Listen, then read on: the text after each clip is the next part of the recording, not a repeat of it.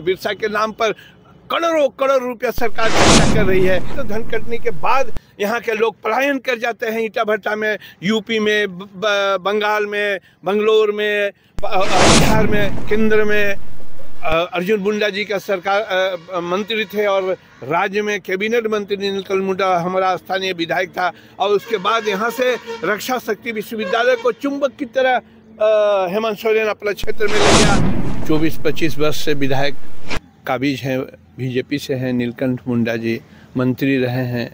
जो खूंटी का विकास जिस मायने में होनी चाहिए थी वो नहीं हो पाया। चाहे वो केंद्रीय मंत्री भारत सरकार पूर्व में जो अर्जुन मुंडा रहे हैं, चाहे विधायक वर्तमान में नीलकंठ मुंडा जी हैं।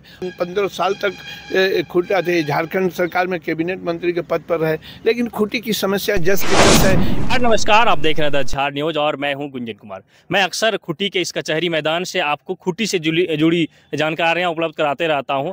तो चलिए, अभी फिलहाल विधानसभा चुनाव को लेकर सरगर्मी तेज है। वो जिला ही नहीं बल्कि पूरे राज्य में जो है विधानसभा चुनाव को लेकर उथल पुथल है।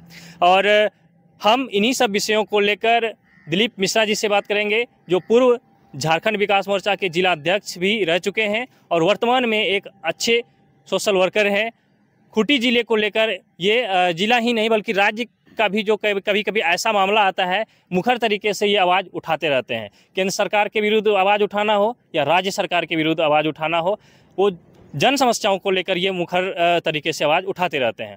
तो हम जरा खूंटी जिले से संबंधित कुछ जानकारी इनसे लेने का कोशिश करते हैं। खूंटी जिले अंतर्गत 2 विधानसभा क्षेत्र आता है, खूंटी और तोरपा। इसके अलावा खूंटी जिले का एक जो अर्की ब्लॉक पड़ता है वो तमाड़ विधानसभा क्षेत्र का कुछ हिस्सा हो जाता है। इसलिए हम पूरे जिले को लेकर जो है इनसे जानने का कोशिश करते हैं। क्योंकि अभी जो है चुनावी माहौल है और आप किसी भी मामले को लेकर आवाज़ उठाने से पीछे नहीं हटते हैं और इस तरह से जो है आप कोई पहचान का मोहताज नहीं है। इसलिए हमको बताइए, खूंटी जिले का क्या स्थिति है अभी क्षेत्र का?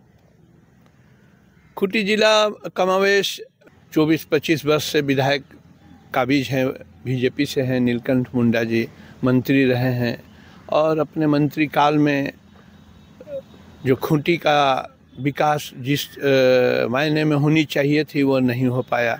और बीजेपी के ही सांसद हुआ करते थे अर्जुन मुंडा जी। अर्जुन मुंडा केंद्रीय जनजाति मंत्रालय भारत सरकार का प्रतिनिधित्व खूंटी जिला को किए हैं। खूंटी संसदीय क्षेत्र लोकसभा में, जहाँ पर खूंटी विधानसभा भी है, तोरपा भी है, तमाड़ भी है, खसवा भी है। लेकिन मैं समझता हूँ कि खूंटी जिला का जो स्थिति है, यहाँ की जो भौगोलिक संरचनाएं हैं, लोगों का रहन सहन है, वो आज से 20 साल पूर्व ही जो खूंटी जिला था आज भी कमावेश वही है। थोड़ी थोड़ी कहीं से सड़कें बन गई है, कुछ कार्यालय खुल गए, लेकिन खूंटी जिला जस का तस है। खूंटी जिला अभी भी अपनी बुनियादी समस्याओं के से जूझ रहा है। भले कभी डबल इंजन का सरकार रहा हो और प्रतिनिधित्व करने का मौका मिला, दोनों मंत्री रहे। तो क्या किस तरह से बुनियादी सुविधा? वैसे तो सरकार के लोग या सरकार के द्वारा ये दावे किए ही जाते हैं कि शिक्षा में सुधार हुआ, बेरोजगारी पर भी कंट्रोल किया जा रहा है, तो इस पर क्या कहेंगे? शिक्षा के क्षेत्र में सुधार हुआ है। आप बिरसा कॉलेज 1961 का कॉलेज है, कम से कम 12,000 विद्यार्थी पढ़ते हैं और 8,000 आदिवासी छात्र छात्राएं हैं।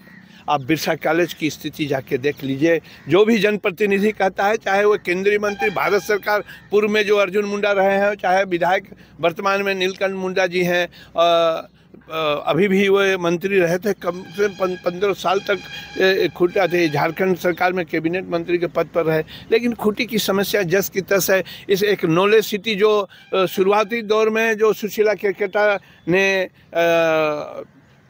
एजुकेशन हब बनाने की जो परिकल्पना खूंटी विधानसभा क्षेत्र में रखी थी, जस का तस है, वो ख़त्म हो गया।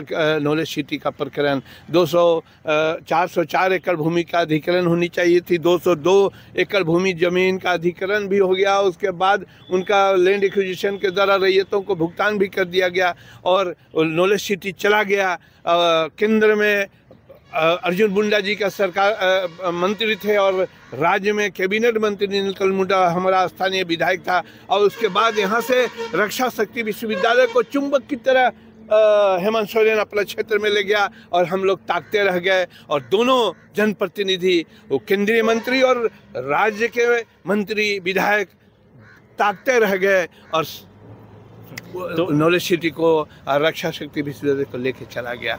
अब बीएड कॉलेज का नहीं है और हम समझते हैं कि बिरसा कॉलेज है, बिरसा कॉलेज में उसका ज़मीन अभी तक नहीं मिला था। वो हम झारखंड विकास मोर्चा के ईमानदारी पूर्वक प्रयास से उनको ज़मीन का मुआयना किया गया है। और जब तक ज़मीन अपना नहीं होगा कॉलेज का, बताइए 1961 का कॉलेज है और अभी तक उसका ज़मीन नहीं था। और जब तक अपना ज़मीन नहीं होगा तब तक वोकेशनल का एफिलिएशन नहीं होगा, बीएड का एफिलिएशन नहीं होगा, फैशन डिजाइनिंग का नहीं होगा, बायोकेमिस्ट्री और बीसीए और बीबीए का नहीं होगा और नहीं है। इस तरह से मानते हैं कि शिक्षा के क्षेत्र में पिछड़ा हुआ है। आदिवासी बहुल क्षेत्र है, बिरसा की धरती है, बिरसा के नाम पर करोड़ों करोड़ रुपया सरकार खर्चा कर रही है, लेकिन बिरसा की जनजातीय की स्थिति देख लीजिए। जब यहाँ पर नियोजन का समस्या भारी है, जब यहाँ पर धन कटी होती है तो धन कटने के बाद यहाँ के लोग पलायन कर जाते हैं ईटा भट्टा में, यूपी में, बंगाल में, बंगलोर में और बिहार में रोजगार प्राप्त करने के लिए।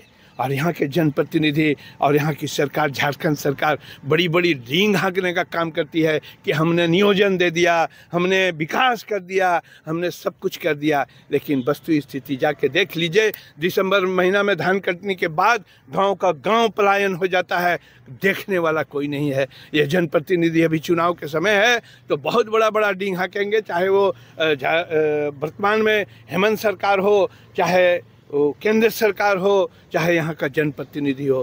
किसी ने सिर्फ इस झारखंड प्रदेश को दुधारू गाय की तरह दूहने का काम किया है और कुछ नहीं है। उलिहातू का देख लीजिए, बिरसा की धरती, वो खूंटी विधानसभा क्षेत्र, संसदीय क्षेत्र, कमोवेश सब कुछ वही है जो पूर्व में था। तो इस तरह से मानते हैं कि बदलाव जो चाहिए था वो अब तक नहीं हो पाया है। बिल्कुल बदलाव नहीं है और यहाँ के जनप्रतिनिधि चाहते नहीं हैं कि यहाँ के लोग धनाढ्य हो जाए, सुख संपत्ति हो जाए, एजुकेटेड हो जाए। वो नहीं चाहते हैं। वो चाहते हैं कि वह बुद्धू रहें और हम पैसा इलेक्शन के समय बिगे और वोट लेवें और जीतें और प्रतिनिधित्व करें और अपना आय का संपत्ति, अपना वार्षिक आय आप देख लीजिए। शुरुआत दौर में चाहे जो भी जनप्रतिनिधि यहाँ से हुआ है, जो नॉमिनेशन के वक्त में जो फर्स्ट टाइम में जो विधायक बने थे और उनका आय से अधिक संपत्ति का जांच किया जाएगा तो वो 2000 गुना अधिक है। लेकिन आम पब्लिक का आय तो जस की तस है। तो ये तो विडंबना है। तो बिल्कुल खूंटी जिले में जो जैसे बता रहे हैं दिलीप मिश्रा जी की, खूंटी जिले का जो समस्या आज से 20 साल पहले था वो आज भी वैसा ही बना हुआ है। खैर, ये समस्या तो जिले में है। ये अगर आप खूंटी जिले के हैं या फिर खूंटी जिले से वैसे आ रहे हैं, यहाँ कुछ आपको लग रहा है कि देखना चाहिए, तो अगर आप यहाँ आएंगे तो इन्होंने जो बताया कमोवेश वैसा ही आपको मिलेगा। फिलहाल जो भी हो, अभी चुनावी माहौल है। हम थोड़ा ये जानने का कोशिश करते हैं आपसे कि खूंटी जिले, चूँकि आप जिले को ही नहीं बल्कि इस क्षेत्र को बहुत अच्छा तरीके से जानते हैं, तो क्या लग रहा है इस बार खूंटी हो या तोरपा विधानसभा हो या तमाड़, इस तीनों के बारे में थोड़ा बताइए, क्या लग रहा है? देखिए, आम जनता खामोश है। आम जनता जनप्रतिनिधि के क्रियाकलाप से वाकिफ़ है। अभी आप चाहे वो केंद्र में सरकार हो, चाहे राज्य में सरकार हो, चाहे डबल इंजन का सरकार हो, चाहे राज्य में हेमंत सरकार हो, गांव देहात के लोग, ग्रामीण लोग, चाहे यहाँ के इस क्षेत्र के, चाहे पूरे झारखंड प्रदेश के लोग भ्रष्टाचार से मुक्त होना चाहते हैं। किसी भी कार्यालय में आप चले जाइए, चाहे वो एगो डीएल का लाइसेंस बनाना हो, एगो आय प्रमाण पत्र बनाना हो, एगो ज़मीन का म्यूटेशन कराना हो, कोई भी काम कराने जाइए, कम से कम ब्लॉक और अंचल ही स्तर से ग्रामीणों का लगा होता है और वो रूबरू होते हैं और उनकी समस्या का समाधान वहीं होता है। लेकिन भ्रष्टाचार पीक में है, कोई देखने वाला नहीं है। चाहे वो हेमंत सरकार हो, चाहे इसके पूर्व में रघुवर सरकार था, चाहे केंद्र सरकार है, भ्रष्टाचार चरम पर है और आम पब्लिक जो त्रस्त है। इसीलिए आम पब्लिक अभी गौन है, अभी कमावेश है और इंतज़ार कर रहा है उस चुनाव के घड़ी का, वो सारे क्रियाकलाप का, सबका जो 5 साल का जो हिसाब वो पक्का जनता देने के मूड में है। चाहे वो पूरे खूंटी जिला ही नहीं, पूरे झारखंड प्रदेश में यही कमावेश है। भ्रष्टाचार चरम पर है। कोई भी पदाधिकारी नहीं बोल सकता है कि मैं ईमानदार हूँ। अगर एक भी पदाधिकारी ईमानदार हो जाएगा तो हम लोग गुलामी खरीदेंगे।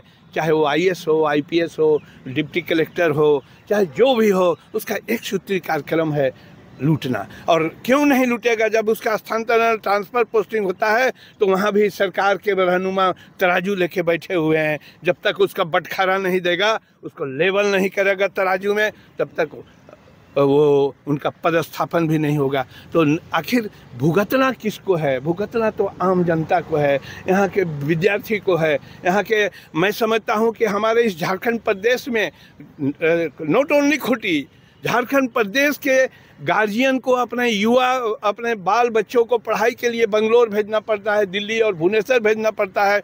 और मैं समझता हूँ कि झारखंड प्रदेश का कम से कम 500 करोड़ से ऊपर ईयरली खर्चा बाहर के प्रदेश में एजुकेशन के लिए होता है। यहाँ पर बगल में आप उड़ीसा देख लीजिए, वो एजुकेशन हब बना दिया। और हमारे झारखंड प्रदेश के, झारखंड के लड़के भी वहाँ पर तमिल और इंजीनियरिंग और मेडिकल कॉलेज और BBA BCA के लिए जाते हैं। तो और झारखंड जो प्रदेश है वो खनिज संपदा से अपार प्रचुर है, लेकिन उसके बावजूद भी यहाँ की जनता गरीब है। यहाँ की जनता ईंटा भट्ठा में काम करने के लिए विवश है। तो इससे विडंबना और क्या कहा जा सकता है राज्य सरकार को, चाहे यहाँ के जनप्रतिनिधियों को? कुल मिला के तो ये समझा जाए कि बदलाव का ये इस बार कुछ चांस है क्या? निश्चित ही बदलाव होनी चाहिए, और झारखंड सरकार में भी बदलाव होनी चाहिए, और झारखंड के यहाँ के ब्यूरोक्रेट पर भी अंकुश लगानी चाहिए। ऐसा सरकार आए, यही हम लोग उम्मीद करते हैं। बिल्कुल। तो हमने अभी इनसे बातचीत किया, और बातचीत के क्रम में जो कुछ आपने सुना, जो समस्याएं थी झारखंड के, खूंटी जिले का ही हम बात नहीं कर रहे हैं, इन्होंने खूंटी जिले, हम चूँकि इनसे खूंटी जिले के बारे में पूछे थे, लेकिन जिले के साथ साथ इन्होंने पूरे राज्य के बारे में बताया। तो बिल्कुल ऐसा ही स्थिति उत्पन्न है। अब फिलहाल ये देखना है कि इस बार का विधानसभा चुनाव किस तरह से होता है, किस ओर मुड़ता है, किसके पक्ष में जाता है। हम फिर से इनसे मिलेंगे और इन्हीं सब विषयों को लेकर बातचीत करेंगे। तब तक के लिए बने रहिए हमारे साथ, देखते रहिए द झार न्यूज़।